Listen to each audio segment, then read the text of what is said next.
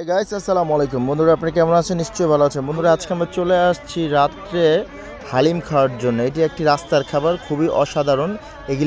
এগুলো হচ্ছে বিভিন্ন মশলা দিয়ে মিশ্রণের মাধ্যমে, ডালের মাধ্যমে, সুগন্ধি মশলা দিয়ে তৈরি করা হয়। এটি মিট জাতীয় খাবার, এটি গরু মাংস দিয়ে এটা পাকানো হয়। আর এটা দেখতে খুবই অসাধারণ এবং খেতেও খুব সুস্বাদু এবং স্বাস্থ্যকর।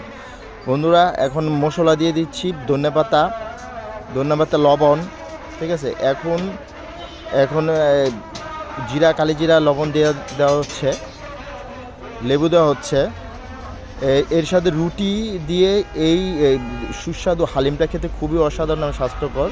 আমার এক প্রিয় ভাইয়ের সাথে আমি আজকে এই হালিম খাওয়ার জন্য আসছি। এটা হচ্ছে নারায়ণগঞ্জ নবীগঞ্জে অবস্থিত এই হালিমের দোকানটি। খেতে খুবই অসাধারণ এবং সুস্বাদু। বন্ধুরা, আপনারা চাইলে এই নারায়ণগঞ্জ নবীগঞ্জে বাস স্ট্যান্ডে এসে এই হালিমটা খেতে পারেন। এটি একটি জনপ্রিয় খাবার বাংলাদেশের, এবং রাতের বেলা সাধারণত এই খাবারটা বেশি পাওয়া যায়।